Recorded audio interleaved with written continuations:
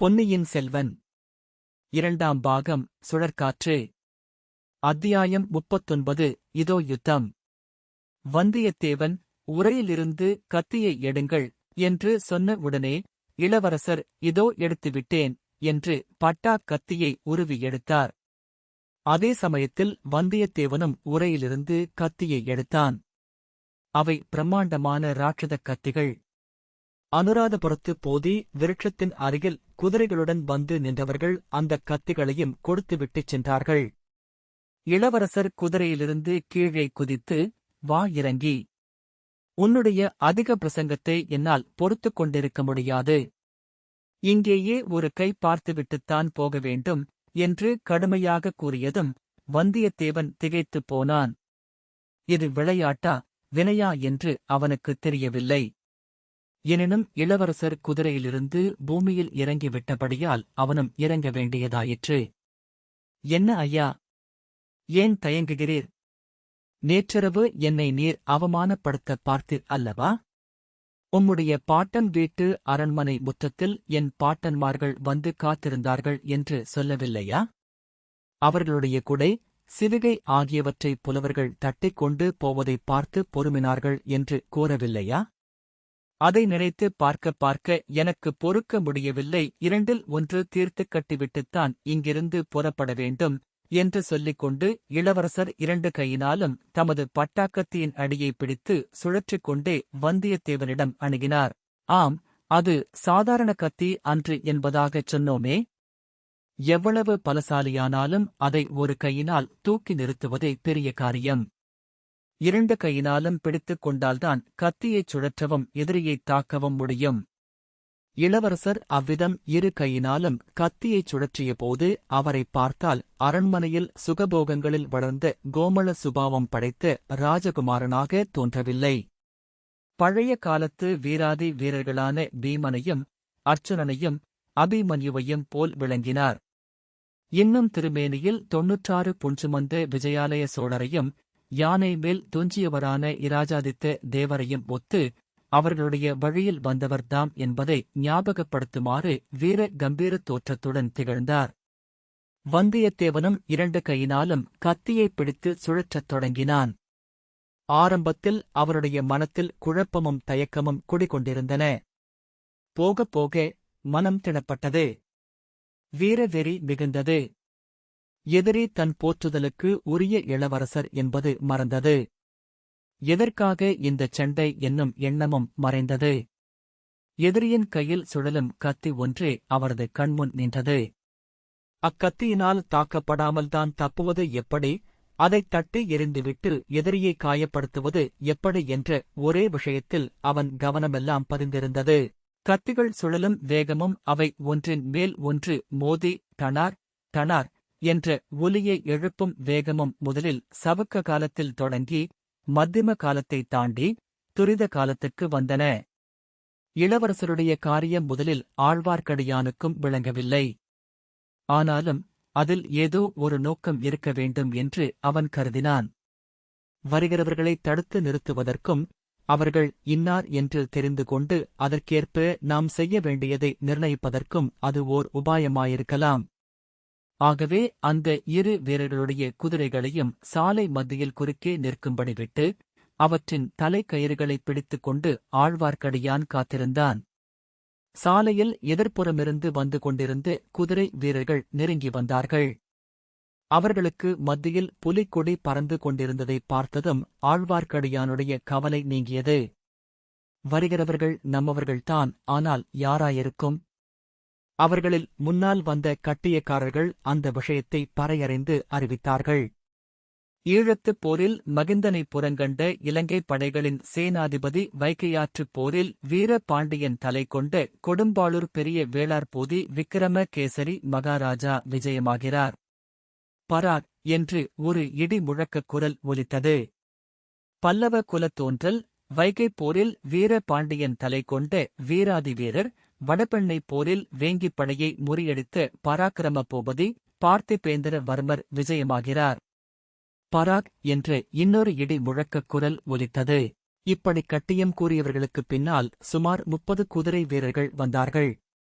அவர்களுள் நடுநாயகமாக கம்பீரமான வெள்ளைப் புறவிகளின் மீது சேனாதிபதி பெரிய வேளாரும் பார்த்திபேந்திரனும் வீற்றிருந்தார்கள். குதிரை வீரர்களைத் தொடர்ந்து அம்பாரியுடன் ஒரு பெரிய யானை வந்தது. இன்னும் சிறிது தூரத்துக்குப் பின்னால் வந்த காலாட்படை புழுதிப் படலத்தின் மங்கலடைந்து காணப்பட்டது. முன்னால் வந்த குதிரை வீரர்கள் வழியில் ஏற்பட்ட தடையினால் அதிருப்தி அடைந்தவர்களாக தோன்றினார்கள். யார் அது? விலகு, வழிவிடு என்று சில குரல்களும் கேட்டன. பின்னர் அக்கூட்டத்தின் கசமுச கசமுச என்ற இரகசிய பேச்சு வார்த்தைகளும் ஓஹோ, ஆஹா என்ற வியப்பொலிகளும் எழுந்தன. வீரர்கள் குதிரைகள் மீதிருந்து குதித்தார்கள். கத்திச் சண்டை போட்டவர்களைச் சூழ்ந்து கொண்டு நின்றார்கள். பூதி விக்கிரமகேசரியும் பார்த்திபேந்திரனும் கூட குதிரை மீதிருந்து பூமியில் இறங்கிவிட்டார்கள். வீரர்களின் முன்னணியில் வந்து நின்றார்கள். பார்த்திபேந்திரன் படபடத்தான். விக்ரம் கேசரியிடம், பார்த்தீர்களா? வல்லத்தானைப் பற்றி நான் சொன்னது உண்மையா இல்லையா? சுத்த அதிக பிரசங்கி. இளவரசரிடமே தன் கைவரிசையைக் காட்டத் தொடங்கிவிட்டான். இதை நாம் பார்த்துக் கொண்டு சும்மா இருப்பதா என்று தன் கையிலிருந்த கத்தியை ஓங்கினான். பூதி விக்கிரமகேசரி அவனுடைய கையைப் பிடித்துத் தடுத்தார். கொஞ்சம் பொறுங்கள், பார்க்கலாம். என்ன அற்புதமான கத்திப்போர்! இந்த மாதிரி பார்த்து எத்தனையோ நாள் ஆயிற்று என்றார். சற்று பின்னால் வந்த காலாள் வீரர்கள் சுமார் 300 பேர், அவர்களும் வந்து சேர்ந்தார்கள். வட்ட வடிவமாக நின்று வேடிக்கை பார்க்கலானார்கள். இதற்குள் யானை மேல் அம்பாரியிலிருந்து ஒரு பெண் கீழே இறங்கினாள். குதிரைகளுக்கும் வீரர்களுக்கும் இடையிடையே அவள் புகுந்து வந்து வேடிக்கை பார்த்த வட்டத்தின் முன்னணியில் நின்று கொண்டாள். அவளுடைய முகத்தில் அச்சமயம் குடிகொண்டிருந்த கிளர்ச்சியை இப்படி என்று சொல்ல முடியாது. கத்திகள் அங்குமிங்கும் பாய்ந்தபோது அவளுடைய கண் விழிகளும் பாய்ந்தன. போரிட்டவர்கள் அப்படியும் இப்படியும் குதித்தபோது அவளை அறியாமல் அவளுடைய இடை துவண்டு அப்படியும் இப்படியும் ஆடியது. சிறிது நேரத்துக்கெல்லாம் அவள் தன் கூந்தலில் செருகியிருந்த காம்புடன் கூடிய நீலோத்பல மலரை எடுத்துக்கொண்டாள். அதை இப்படியும் அப்படியும் சுற்றிச் சுழற்றத் தொடங்கினாள். கத்திகள் சுழன்ற தாளத்துக்கு இசைய அவளுடைய கையிலிருந்த பூவின் தண்டு சுழன்றது. இந்தப் பெண் யார் என்று வாசகர்களுக்கு நாம் சொல்ல வேண்டியதில்லை. ஆம், பூங்குழலியை அவர்கள் மறந்திருக்க முடியாதல்லவா? சிறிது நேரம் வரையில் அவளுடைய முகத்துக்கும் எதிரே இளவரசர் முகம் தெரியும்படியாக அவ்வீரர்கள் நின்று போரிட்டனர். கொஞ்சம் கொஞ்சமாக நகர்ந்து பாதிவிட்டம் சுற்றி வந்தனர். கடைசியில் வந்தியத்தேவனுடைய முகம் பூங்குழலியின் முகத்துக்கு எதிராக வந்தது.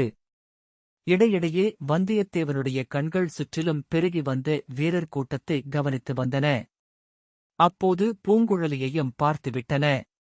திடீரென்று அந்தப் பெண்ணைப் பார்த்த வியப்பினால் ஒரு கணம் அவன் கவனம் சிதறியது. அந்த ஒரு கண நேரமே இளவரசருக்கு போதுமாயிருந்தது. வந்தியத்தேவனுடைய கத்தியின் மீது தேவேந்திரனுடைய வஜ்ராயுதத்தைப் போல் இளவரசரின் கத்தி தாக்கியது. வாணர்குல வீரன் தடுமாறினான். அவனுடைய கைப்பிடியிலிருந்து நழுவிப்பட்டா கத்தி கீழே விழுந்தது. சுற்றிலும் கூடியிருந்தவர்கள் அச்சமயம் எழுப்பிய ஆரவாரம் அலைக்கடலின் ஓசையை ஒத்திருந்தது. அவ்வளவு ஆரவாரத்தையும் மீறிக்கொண்டு ஓர் இளம்பெண்ணின் உற்சாகமான சிரிப்பொலி கேட்டது. வந்தியத்தேவன் கீழே விழுந்த கத்தியை மீண்டும் எடுப்பதற்கு பிரயத்தனம் செய்தான். இதற்குள் இளவரசர் பாய்ந்து சென்று அவனைக் கட்டித் தழுவிக் கொண்டார். நீர் என்னுடைய வாளுக்கு தோற்கவில்லை. வாளுக்கு வாள் சமமான லாகவத்துடன் போரிட்டீர். ஆனால் ஒரு பெண்ணின் கண் வாளுக்குத் தோற்றீர். இதில் அவமானம் ஒன்றுமில்லை. எல்லாருக்கும் நேரக்கூடியதுதான் என்றார். வந்தியத்தேவன் அதற்கு ஏதோ சமாதானம் சொல்ல ஆரம்பித்தான். அதற்குள் சேனாபதி பூதி விக்கிரமகேசரியும் பார்த்திபேந்திரனும் அவர்களை நெருங்கி வந்துவிட்டார்கள். இளவரசே, இந்தப் பிள்ளையை நான்தான் தங்களிடம் அனுப்பினேன். இவன் ஏதாவது தவறாக நடந்து கொண்டு விட்டானா? கொஞ்ச நேரம் கதிகலங்கிப் போய்விட்டோம் என்றார். ஆம் தளபதி, இவருடைய ஏச்சை என்னால் பொறுக்க முடியவில்லை. இலங்கையில் யுத்தம் நடக்கிறது என்றார்களே, யுத்தம் எங்கே? யுத்தம் எங்கே என்று கேட்டு என்னை துளைத்துவிட்டார். இதோ யுத்தம் என்று காட்டினேன். இவ்வாறு இளவரசர் கூறியதும் சுற்றியிருந்தவர்கள் அனைவரும் மறுபடியும் ஆரவாரம் செய்தார்கள். சேனாதிபதி வந்தியத்தேவனுடைய அருகில் வந்து அவன் முதுகில் தட்டிக் கொடுத்தார். அப்பனே, இம்மாதிரி கத்திச் சண்டை பார்த்து எத்தனையோ நாள் ஆயிற்று. இளவரசருக்கு சரியான துணைவன் நீ. சில சமயம் அவருக்கு இப்படித்தான் திடீர் திடீர் என்று தோள் தினவு எடுக்கும். குஞ்சரமல்லன் என்று பெயர் பெற்ற பராந்தக சக்கரவர்த்தியின் வம்சத்தில் பிறந்தவர் அல்லவா? அவருடன் நேருக்கு நேர் நின்று சண்டை பிடிக்க முடியாதவர்கள் அவருடன் நெடுநாள் சிநேகமாயிருக்க முடியாது என்றார்.